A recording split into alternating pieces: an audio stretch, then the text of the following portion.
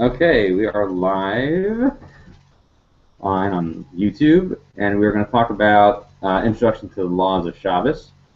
If we go ahead and refer to the syllabus over here, we are going to talk about getting ready for Shabbos, and we're going to talk about specifically preparation on Friday and earlier, which is possible. We'll get to that in a second. Number one is talking about where does this idea of getting ready for Shabbos come from. It actually comes from YouTube, and we're going to talk about Introduction to the Laws of Shabbos. Hello. Why am I getting feedback? Syllabus over here. We are going to talk about getting ready for Shabbos. Why am I hearing myself? We're going to talk about specifically preparation on Friday and what is going on?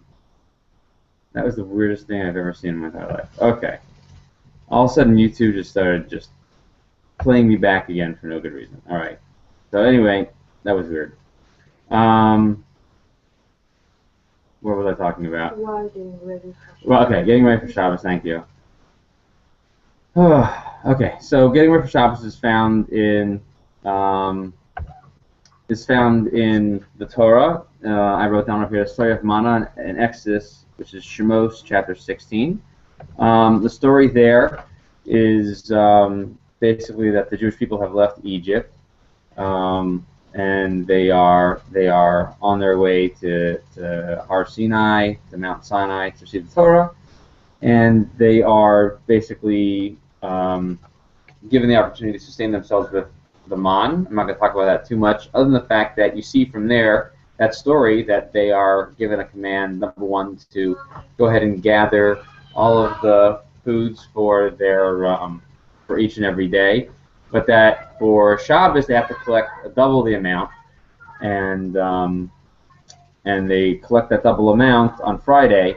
Then they bake what they're supposed to bake, and they make it into cakes, and they keep it fresh for the entire Shabbos. So this is a tradition that was started basically thousands of years ago, still in the desert. And interestingly enough, we see that from that story that clearly you have to cook everything and mix and knead and do everything before Shabbos. So clearly from the story, you see an example of things that you couldn't do on Shabbos, which is to gather the food and prepare the food and mix the food and knead the food and everything, including cook the food. So you're supposed to prepare for Shabbos. That way, your food is already for Shabbos. That is the clearest message from the story of the man. But so that's sort of like the macro version of getting ready for Shabbos, is that just like in the desert, they got ready by taking the double amount of man that would land that morning and prepare enough to have for Shabbos. And this takes on more meaning as we get on to talking more about Shabbos, know what the table looks like, and so on. Okay. We'll move on to B over here in preparation on Friday or earlier. So number one, the actual story in the Torah itself talks about getting ready on Friday, because the double portion that came on Friday mornings. However, there's the Mishnah on Shabbos talks about that Shammai and Hillel, who were the leaders of their generation, at the close of the Second Temple time period, that they had different approaches to how they got ready for Shabbos. Shammai would basically say anything he saw all week long, he would actually set it aside and say, "Oh, this is." Am I still double talking, or is that been fixed?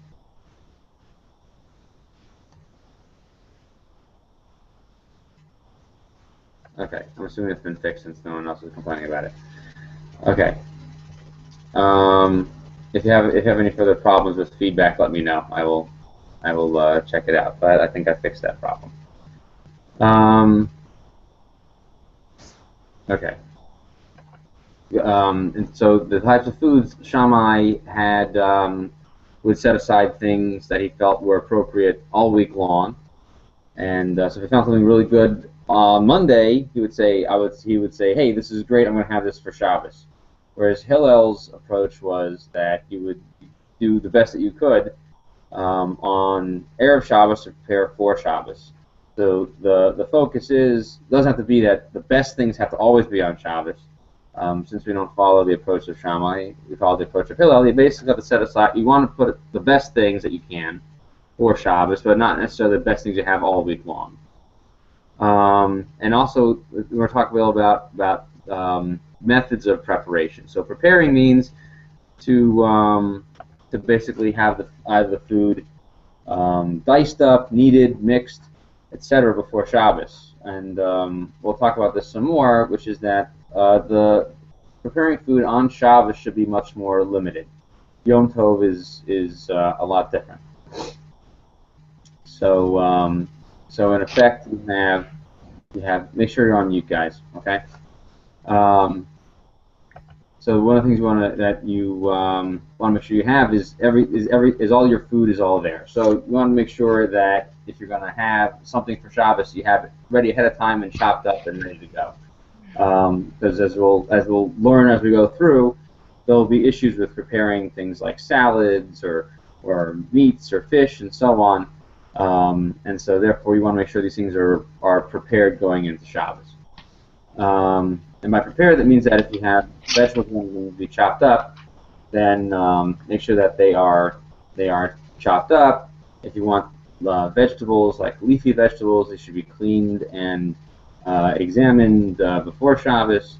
You should preferably open all the bottles before Shabbos, so on and so forth, just to be ready for Shabbos meals.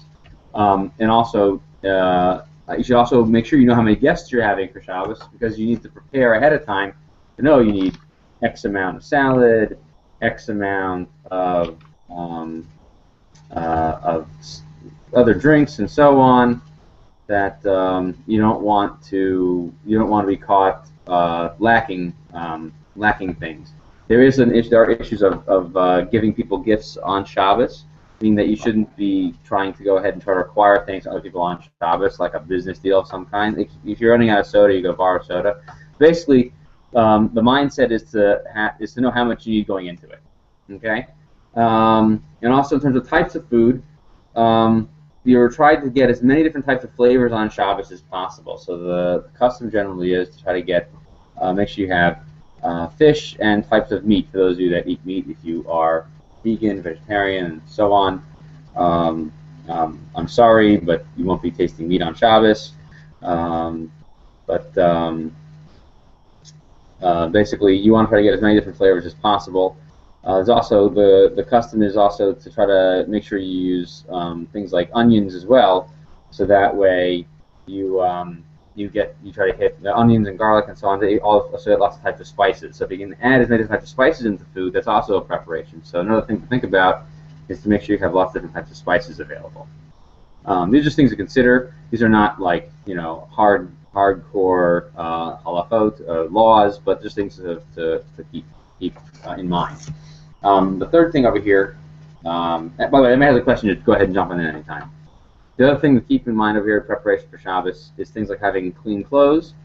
There is an old prohibition.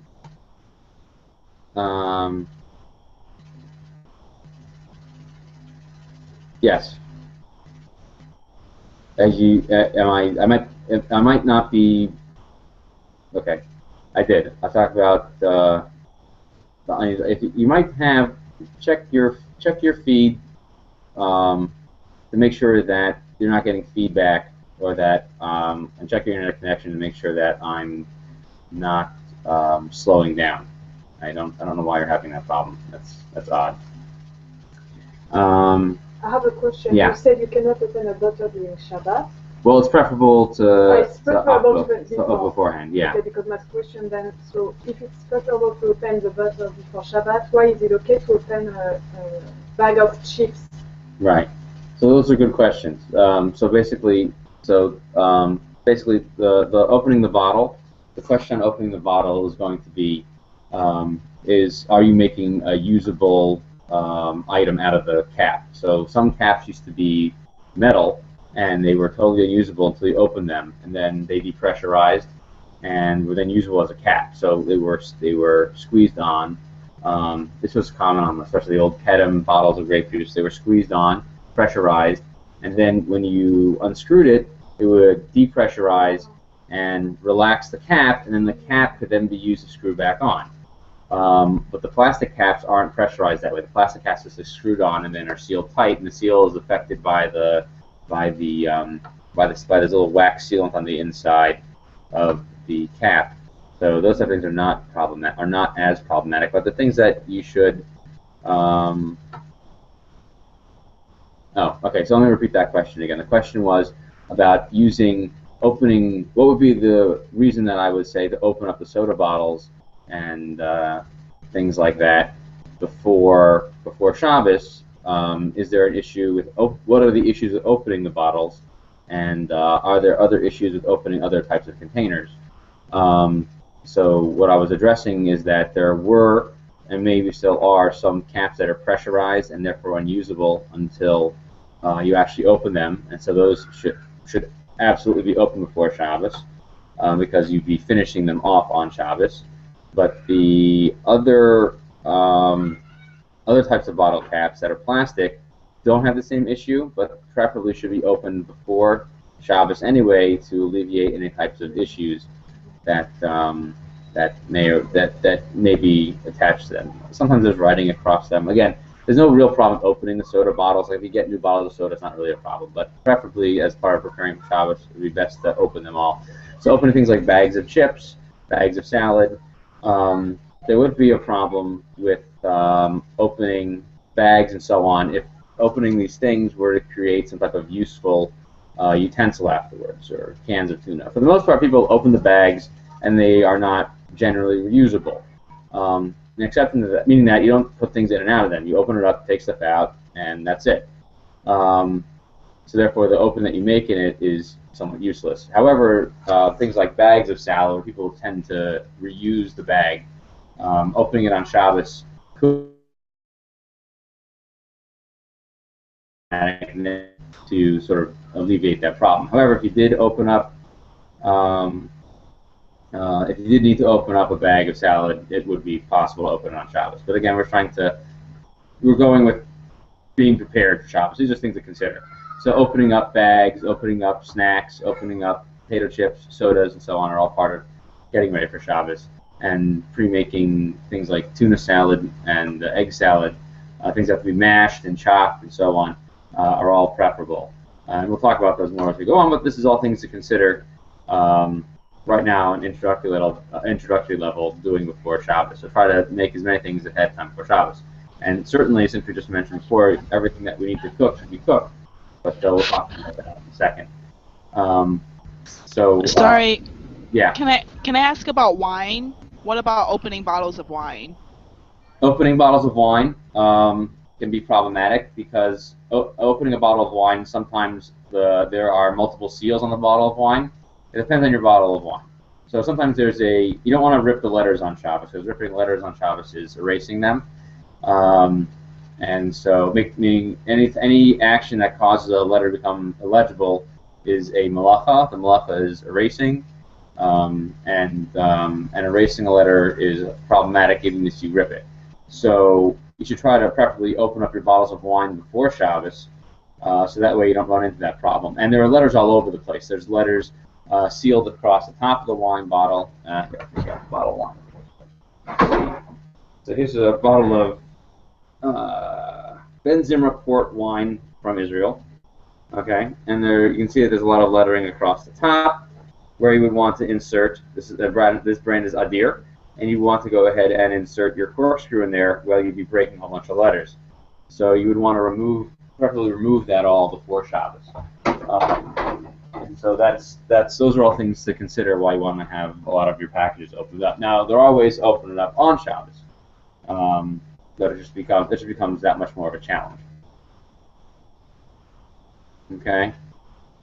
And if there's any other question on that, go ahead and toss them out. But let's talk about cleaning clothes. So you're not allowed to wash clothes on Shabbos or dry clean clothes on Shabbos.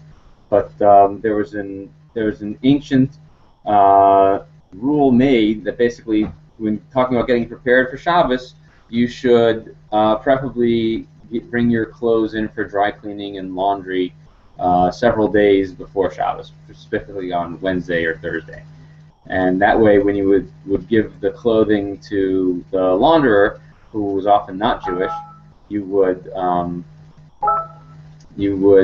have them take care of it. You would have them take care of it before Shabbos. And so,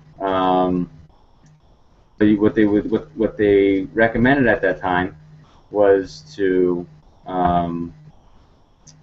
give it to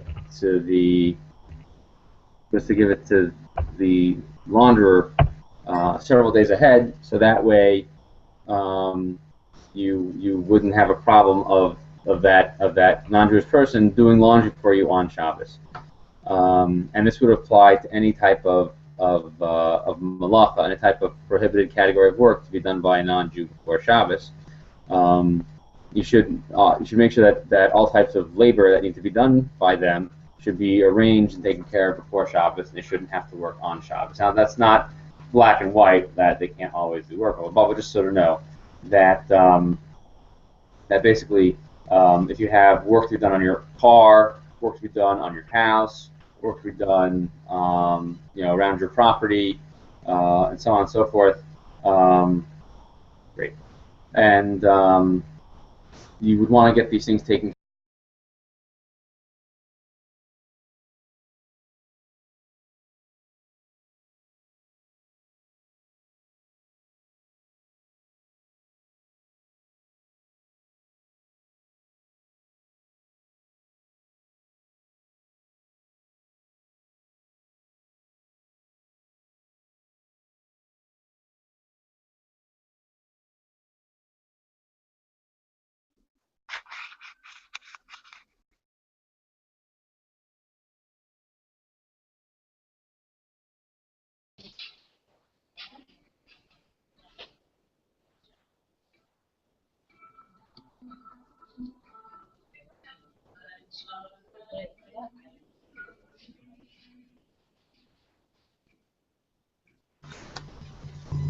Okay, I don't know what happened, but I'm back.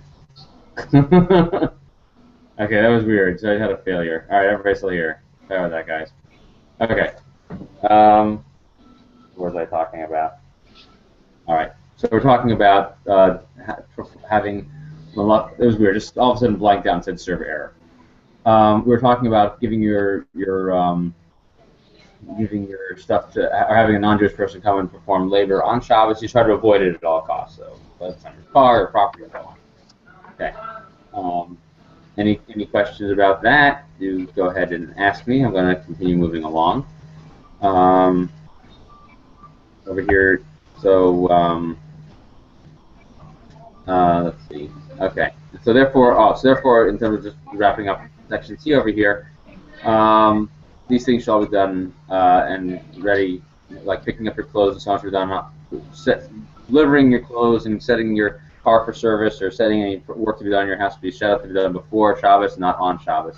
If you have any questions about doing it on Shabbos, just go ahead and you can go ahead and ask about that case to see if it's possible. Okay. I'm getting a little feedback, so I'm going to just check to make sure that they are muted. Okay. Great. So moving right along over here, section number 2, Erev Shabbos. Okay, Friday as Erev Shabbos. We're gonna we've covered the idea of making sure you have all the food that you need and why preparing is important, and that you shouldn't be asking people to do work for you on Shabbos. Now let's talk in section 2 over here about different things you're going to do on Friday as Erev Shabbos, as Shabbos Eve. This is like the things you want to do Friday for sure. Okay, so first thing is about lighting candles and having a well-lit home. Okay, so lighting candles, the rule is that everybody has to light at least 2 candles. That's men, women, and everybody above bar and bat mitzvah age who are obligated in mitzvahs. They should be what's what I'm looking for. They should be lighting Shabbos candles. Now, that doesn't mean that you have to light. Everyone has to light Shabbos candles. Everyone can participate in the mitzvah as long as they're in the same home. And the obligation for lighting Shabbos candles basically falls onto the home in which you are sleeping. It is possible to light in the place where you are eating. This is well beyond our discussion. It is sort of a legal technicality that we don't need to get into. If you would like to get into it, you can. I can discuss. I can show you where to look at this discussion further. It's mentioned specifically. If you want to look at it in the Art, one of the Art Scroll books has a good discussion on it. The Radiance of Shabbos. Another good discussion on it is on another book over here, the 39 Avot Malachot, 39 Malachot of Shabbos. This is a 4-volume book, which I highly recommend to everybody at some point in their life, not necessarily right now, but it is a great addition to every Jewish library because it just has so much stuff in there. But suffice to say that there's only 2 candles that need to be lit.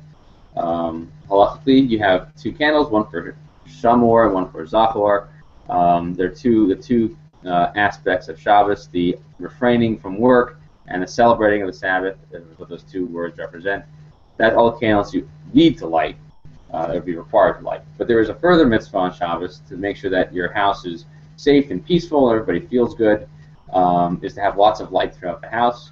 It actually was reported of the Vilna Gaon, who lived basically in the 18th century, that he would spend an inordinate amount of time lighting candles all throughout his home until at some point it affected his health. I'm assuming because they didn't have paraffin wax like we did, probably were animal fat, and burning significant amounts of animal fat adversely affected his health, and probably the significant amount of smoke that it produced also adversely affected his health. Needless to say that it affected his health. Nowadays, we turn on lots of lights, so the idea is to have as many lights on as possible to make sure your house is well lit all of Shabbos, because the electric lights are not permitted to be used on Shabbos, and so you want to have them set beforehand. This goes into sort of Friday preparations. And if you don't want to leave them on, if you want to be prudent about your electricity use, number 1, switch to CFLs, not incandescents. And number 2, put your lights on timers. That's a great way to help control energy use and consumption.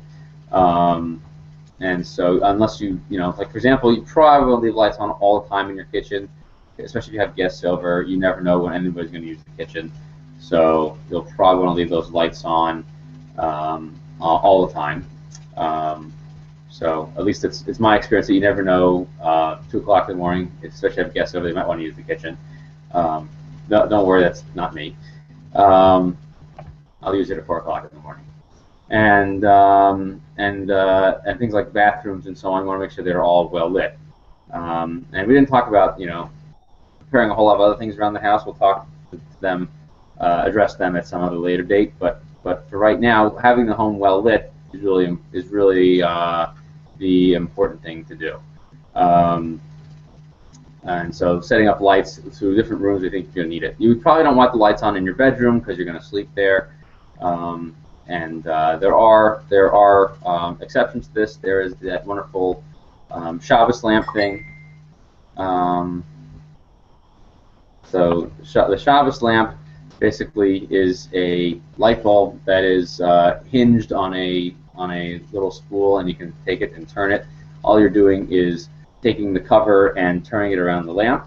The reason why that's important, make sure that you're buying what's called a kosher lamp, that you're not actually turning the bulb, but that you're turning the cover around the bulb. The bulb itself would actually technically be muksa, meaning that since it's something that is not permitted to be used on Shabbos, technically you should be leaving it alone. We'll learn more about that another time. But you should get the kosher lamp where the cover moves around to obstruct the light, and not that the light moves to an obstructed part of the lamp cover. I have seen 2 different types constructed. If you bought the one where it turns the actual bulb itself, feel free to return that one for a full refund, and get the one where the cover turns, because the bulb should technically be muksa. Now, are all electric lights muksa? We'll have another class about that another time, but not tonight. But make sure the home is well lit. So make sure, and also I recommend timers also in things like living rooms, dining rooms, and playrooms and so on. Sometimes in playrooms and kitchens you want to leave the lights on all times. Bathrooms, lights on at all times. And you want to make sure that you don't have anything that's motion sensitive. Sometimes you'll get a night light that is motion sensitive. Don't do that, because then that means that your action actually turns on the light. And we can have another class on that at some other time, but just suffice to say that having lights on that are continuously on or on timers is perfectly fine for Shabbos use, but motion activated or flipping the switch and so on is another problem. And if anybody really wants to examine it, there was somebody who was potentially looking to create a Shabbos light switch that was based on the premise that they could create a switch that had the possibility of failing when you flipped it. So meaning like there's a concept in halacha known as grama, so that if you did something and the conclusion isn't an absolute necessity. So like if you built a Rube Goldberg machine where basically you start a little ball at the top and it rolls down and it creates another action, like the ball falls and opens a little chute and the little mouse runs out and does X, Y, Z. So if you have multiple possible failures throughout the system, that's only considered a grama. It's only considered a causative effect and not an actual direct effect. And people have been toying with this idea for a while. You can look about it and read up on it online. It's in the theoretical stages. I don't think it will ever happen because I can't imagine someone making a switch that would potentially fail. It doesn't make sense to me. But hey, you know what? Why not? We still can't get autocorrect to correct our words correctly. Maybe we can get a light switch that won't turn on the lights correctly either. Just be better off with putting it on a timer, so that way lights will go on and go off. Okay. We're getting closer to the table over here. So for Kiddush, you want to make sure you have wine and a cup to put that wine in. These are actually, it sounds basic, but it's important. You want to make sure that you have wine enough. One bottle will be enough if you just fill a cup that's about 8 ounces to pour to everybody at the table. You want to have at least 4 ounces.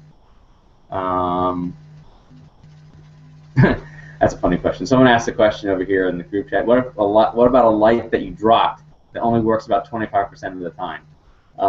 That's an interesting question. I have to study it to find out why it is only works 25% of the time. I would say that you're actually not enjoying Shabbos correctly if you have a light that's going to fail 75% of the time. So I recommend investing in a light that would properly enhance your enjoyment of Shabbos by working 100% of the time, as opposed to trying to turn one on that only works 25% of the time, because you won't be enjoying Shabbos by most of the time smacking it and shaking it, and maybe it turns on, maybe it turns off. So yeah. So anyway, you won't be enjoying Shabbos too busy shaking your light and potentially violating Shabbos by completing the circuit too. So anyway, but yes, theoretically that could work. But since you would complete the circuit yourself, the way the grama switch works would be to create an activity. You would do an activity unrelated to the actual completion of the circuit, as opposed to shaking the light until it actually works. And yeah, I would invest in one and then put a timer on it. So I want to make sure you have about 8 ounces of wine in a cup, so that way you have enough to sort of share with other people. You want to make sure that you want to make sure your Kiddush cup is large enough, all about 8 ounces. If it's not, then just make sure that you have other cups to share the wine with other people. The custom generally is to take a Kiddush cup and then adorn the area around it with other little cups for the number of people at the table. There's a Kabbalistic custom to have about 6, representing the days of labor during the week. But basically, you want to have enough to be able to pass out wine to everybody at your table, and that would be the nice thing to do. And the way you want to do it is, so the way your setup would be is that you take your wine and you fill up your cup, you say Kiddush, and then after you come to the end, Mekadesh HaShavas, or Mekadesh HaShabbat, however you want to pronounce it, and then you fill up the cups for everybody at the table, pass them out. The person who makes Kiddush should drink first, but only after you've already poured out the wine. That person who made Kiddush drinks, everyone else can go ahead and drink, and then you can move on to the rest of the meal, which we'll get to in a second. The next thing is about the cup. The cup should preferably be of some value, not be a paper cup.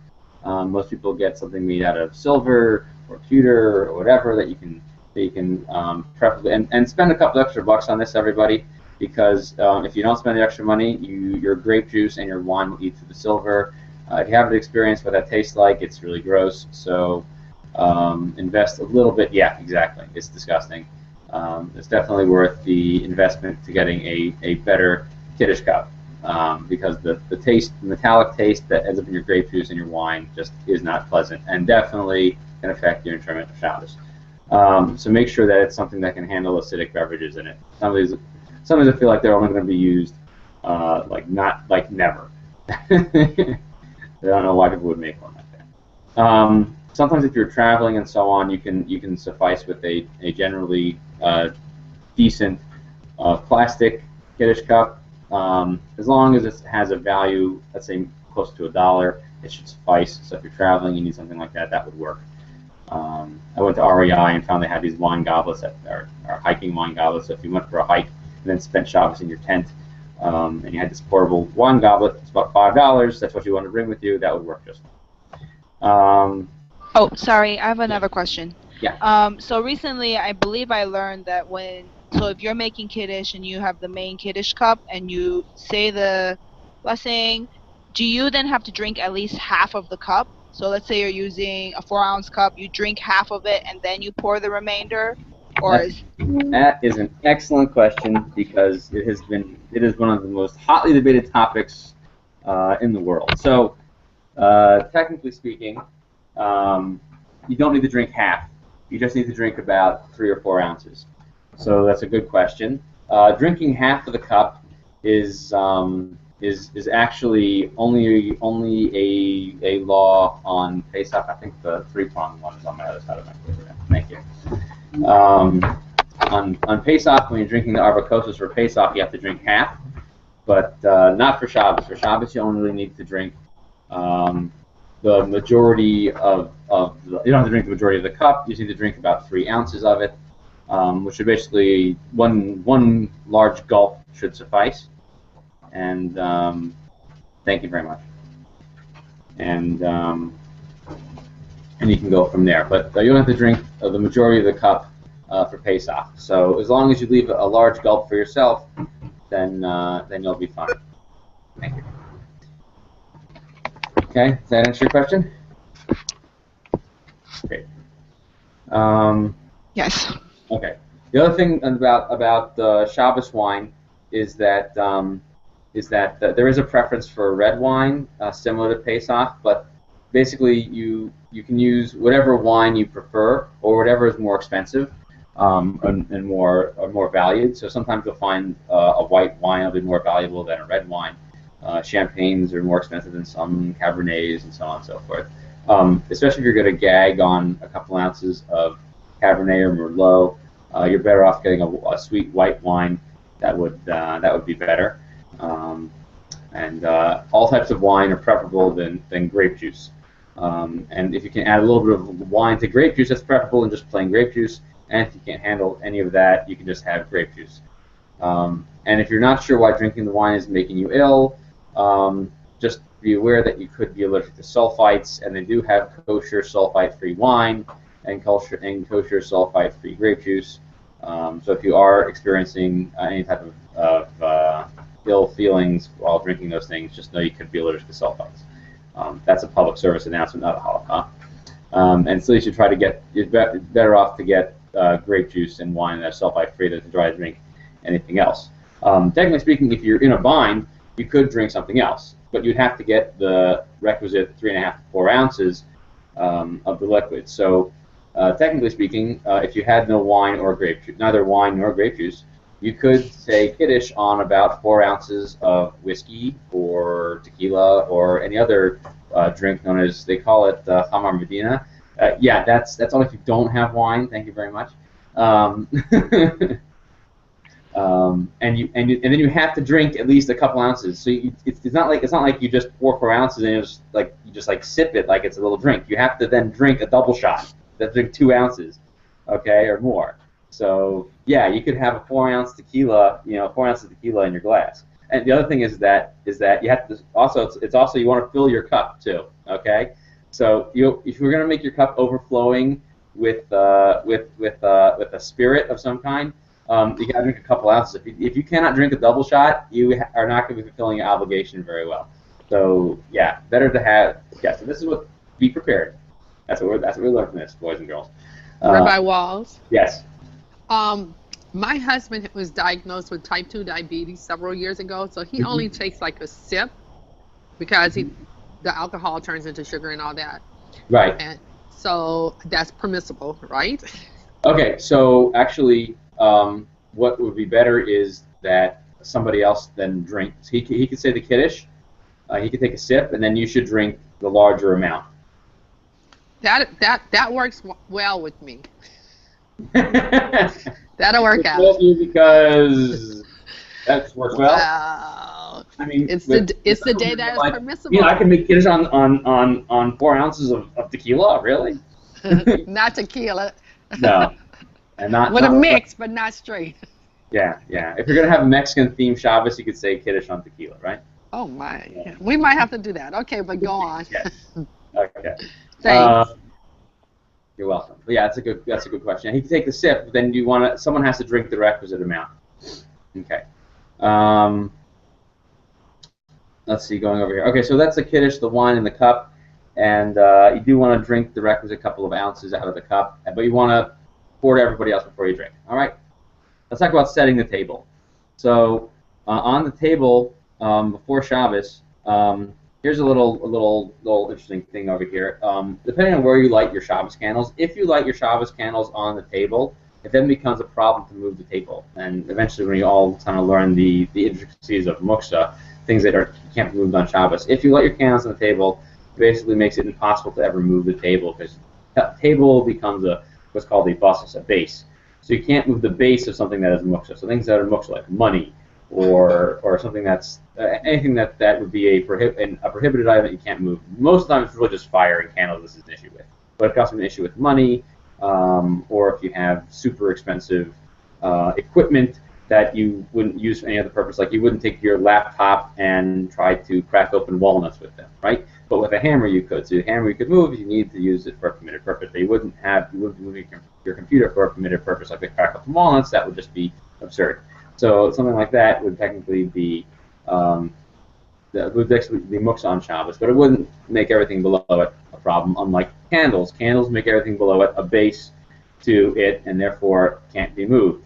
So you want to make sure that wherever the candles will be, will already have movable permitted items, usable items on the table. So if you have your Shabbos candles on the table, make sure before Shabbos you also have your plates on the table, maybe your kiddush cup or a bottle of wine, and plates, things that are usable. So you can still, so if you need to adjust the table has become muksa to not be moved on Shabbos with the candles. Now, let's say the candles are going to get in your way when they burn out. So if you leave them on a tray, you need to leave something on the tray that could then move it. So if you have a little Siddur or a little book of Tehillim, which is any book that would be permitted to be read on Shabbos, if you leave that on the tray in a spot where the wax cannot drip on it, of course, you can then pick up the tray and then move it off of the table. In many ways, it's actually better to have a separate table out of the way where you light Shabbos candles in the dining room. That doesn't affect the ability to use the table. That's just something else to consider. But you want to have the table fully set for Shabbos, which is to have the table laid out, the plates, everything set, the glasses, kiddush cup, all those things, and you should also have a challah board and a challah knife. If you don't have those things, it's best to have a nice one for Shabbos. They have one that's usually a 2-in-1, where like one side you cut the challah on, the other side you serve the challah on. And if you're getting a challah knife, make sure it's a nice serrated challah knife. I have learned from experience that using a knife that is not serrated to cut bread is not efficient and makes your challah very flat.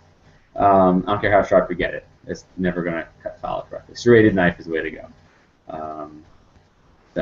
Yeah, I learned that the hard way. Yeah, everyone come look at my stupid knife at some other point. It's called the stupidest challah knife. I don't even know why they made this challah knife. It was a nice challah knife, but it was the stupidest challah knife. It made lots of flat challah pieces for everybody. So having a table set is an important thing to have done on Erev Shabbos. Okay, and then in D over here, heating foods or slow cooking them, night meal versus day meal. Okay, this section over here, this is really important.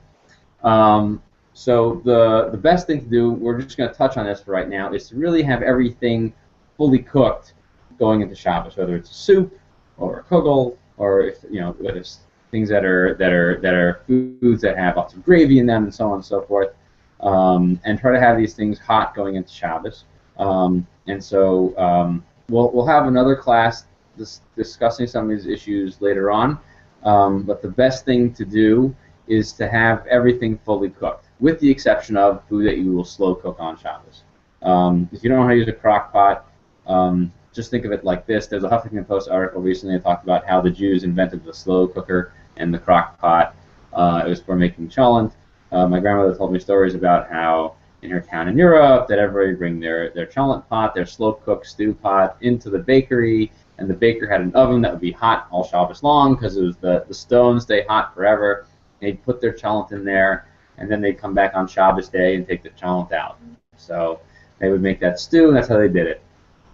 They kept it all hot. It was at the stones in the baker oven. They didn't light the fire or anything like that, but it was so hot and so intense it would cook the food all Shabbos long. So it had hot food for Shabbos day.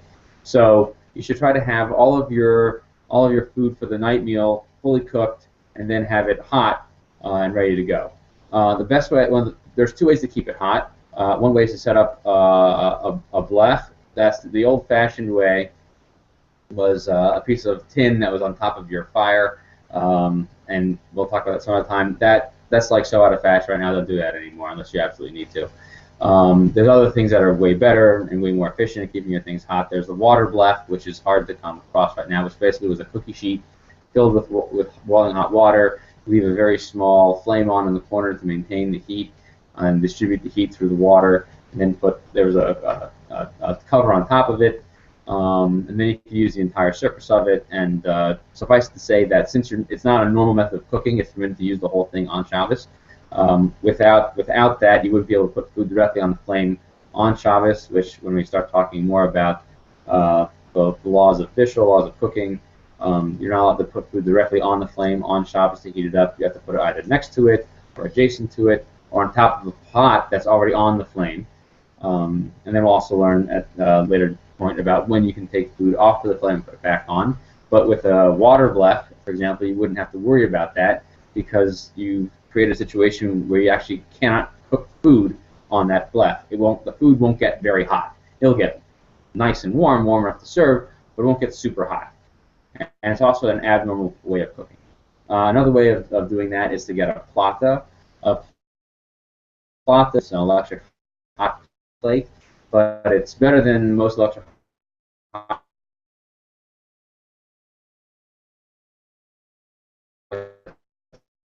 it has to have in the United States temperature, and so even though it gets very hot and gets the food hot, since there's no concern about you adjusting the thermostat.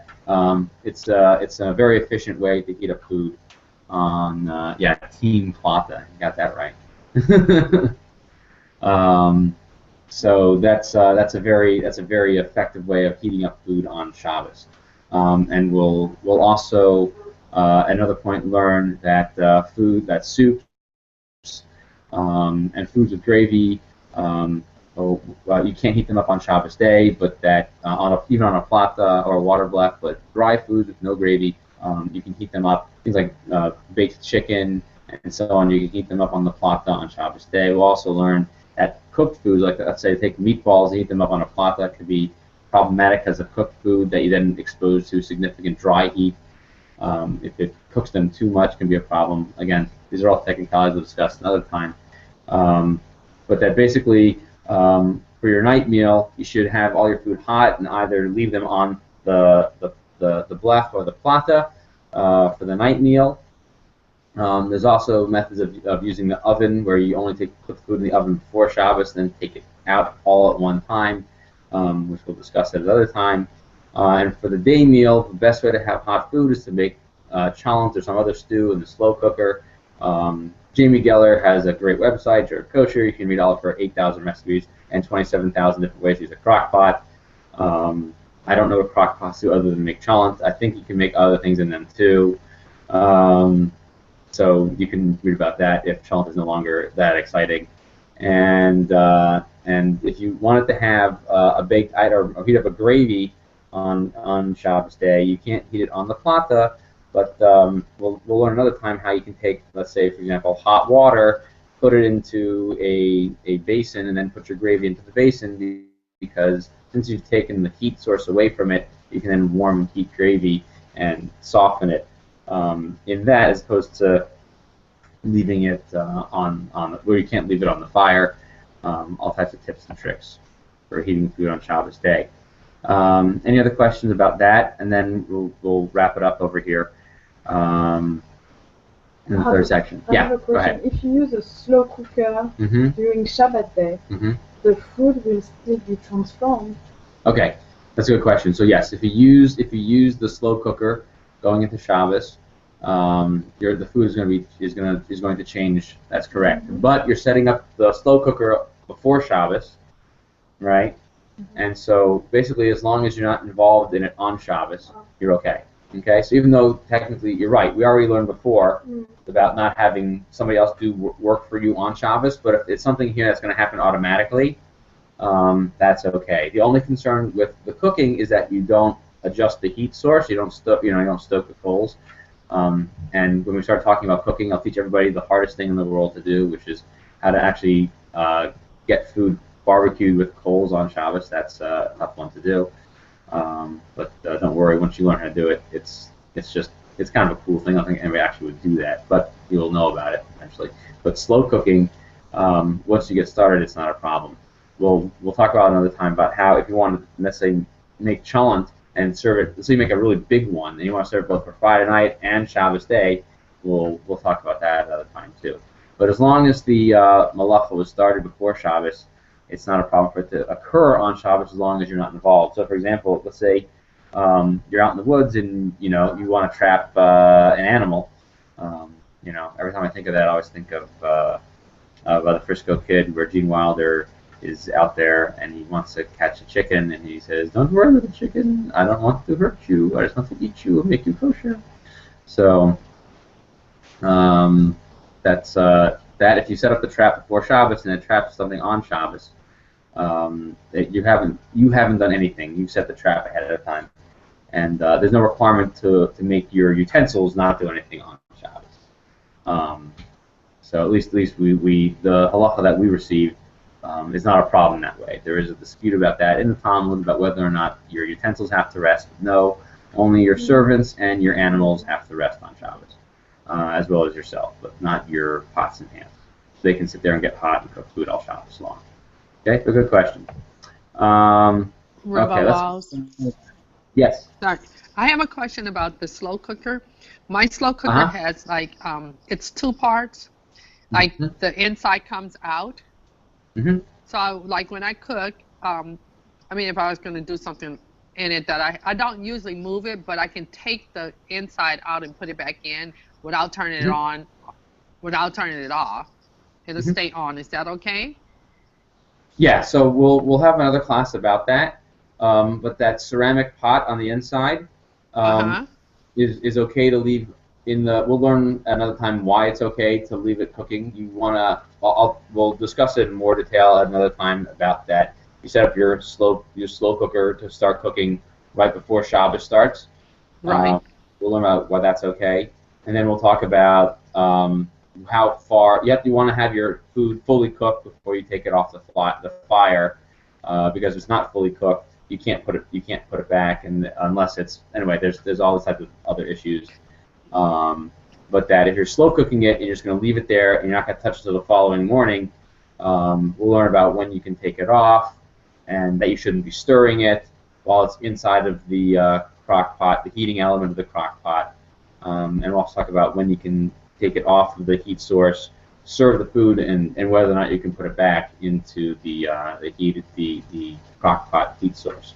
Because go ahead. Even if I set it like high or low, it'll go into warm mode after like whatever, how many hours I set it for, it'll just go into warm mode, so it just stay warm all the way through. So okay, that's okay. Okay. That's okay. Yeah, as long as you set it. I mean, our crock pot has 2 settings, low and high, and we just set it on low, and it just takes it and cooks it all the way until lunch Shabbos day. And then we just take it off and reuse it. Yeah, that's mine too. Mine has okay. low and high, and then it goes into warm. 8 hours and goes into warm, and that's fine. That's fine. That's nothing that you're doing, so Okay. that's okay. Yeah, you'll have a problem with. You might have a problem. I have to find out more information about your crock pot, about whether or not you can put the food back on if it's thermostatic. Right. Yeah, so that's that. We have to find out more about that. Oh, the electric coffee maker on Shabbos. Okay, great question. Yes. Okay, so according to the Star K, who is now my boss here, kind of in Washington, according to Rabbi Heinemann, you can set up an electric coffee maker on Friday afternoon, set the timer to go off on Shabbos morning. You have to have everything ready. So you have to have the coffee grinds in the filter, in the machine, add the requisite amount of water, set the timer, and then after it goes off on Shabbos, you treat it like any other hot food on Shabbos, like hot liquid, like soup. So that if you take it off the coffee machine, you pour your coffee, and then you want to have it, with the intention to put it back and holding it in your hand, and then put it back into the coffee maker. So when we talk about returning food to the flame on Shabbos, you meet all those fun conditions. But yes, you could do that. You cannot just put the water and then add the coffee grinds and such on Shabbos. That's a rabbinic prohibition. It's actually I don't get the technical law. Just know that you have to set it up on right before Shabbos. We want with the grinds in the filter, and then in the and then have the water in the machine. Now, if you let me just say, do you have a question on the coffee maker or? Yeah. Keurig is not allowed. Keurig is not allowed. That's the second time I've ever had that question. A Keurig is not allowed. Keurig boils the water right then and there, and then and so cooking the water, it cooks the water right then and there. So, but you could, unless your Keurig had a timer. And the other problem is that you have to put the coffee grinds into the Keurig for Shabbos. So that would be problematic. So you can't use a Keurig on. You could not use a Keurig on Shabbos. Okay. So that would be problematic. Now, if you wanted good, like I say, you want espresso brewed coffee on Shabbos, and we had friends who were just like huge coffee fans, fiends, friends, whatever you want. They just had to have brewed coffee on Shabbos, but they would take, like they have at Starbucks, the hand brewing thing, and then they would put the grinds in the filter into this hand brewing thing, so they have this little hand brewing thing, and then they would pour the hot water over it, and it would percolate right into their cup. I'm sure if you ever go to Starbucks, which I do occasionally, do something stupid like ask for the morning's blonde roast in the afternoon and evening, they will say, "What kind of make it for you right now?" And I'll be like, "Yeah," and then they make that little hand thing. You can do that on Shabbos. It's not separating because the water is passing straight through the grinds. Interestingly enough, it's actually a Mishnah that permits that. Not talking about coffee, but talking about wine dregs to make a type of weak wine, pouring water through the dregs and the filter to make a weak form of wine. And that's okay to do on Shabbos as well. As long as you, of course, assuming you already have the hot water prepared before Shabbos, but a Keurig would not work on Shabbos or the other appliances. So so electric coffee maker, again, everything has to be set before Shabbos. Timer, the grinds, the filter, and the water all have to be set beforehand.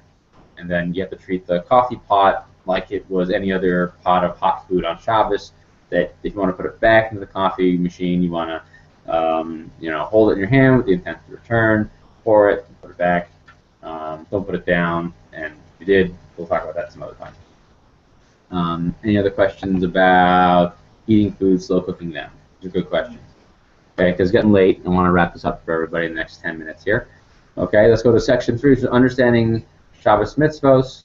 And I just want to sort of use this to help segue into talking about actual malacha on Shabbos.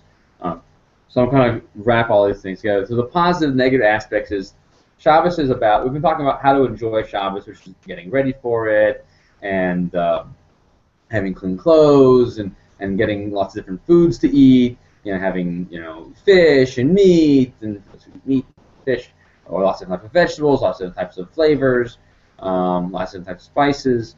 Those are all the positive aspects of it, as well as finding fun things to do, like things like books to learn, going to hear different drashot on Shabbos, to hear things people talk about Torah laws, or have an opportunity to play a board game that will take hours and hours, like Monopoly or Settlers of Catan. Those are also all positive aspects of Shabbos. The negative aspects are basically the refraining from types of malacha, and malacha basically are prohibited categories, and we'll get to that in just a second. But it's more about Shabbos has the positive aspects of what to do and the negative of what not to do. We're going to try in the classes to kind of hit on the positivistic facts of like what you can do. There's a lot of stuff that you can do. There's also stuff that you kind of go, I don't do that. I don't winnow. I don't separate chaff. I don't do X, Y, Z. But we'll talk about the sort of positivist aspects of Shabbos.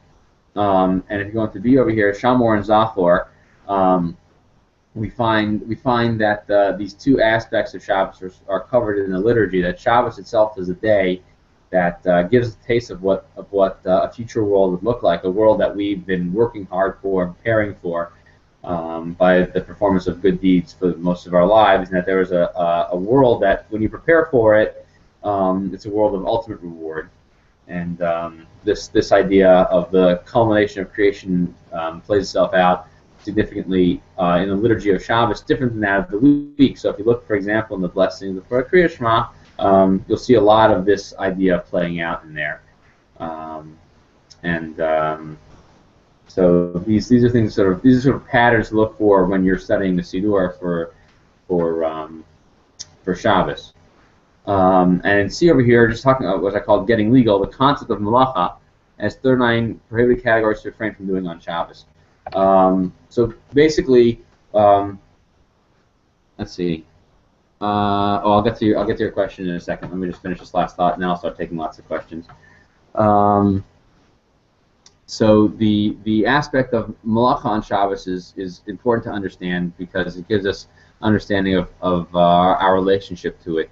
We talked about that in the story of the man. We see that God gives us commands to basically prepare for Shabbos, which means there's an assumption that you can't go out and gather food on Shabbos, that you can't cook it, you can't make. It seems to imply you shouldn't be making fires either. Seems to imply that you should be doing any type of preparatory labors to do that.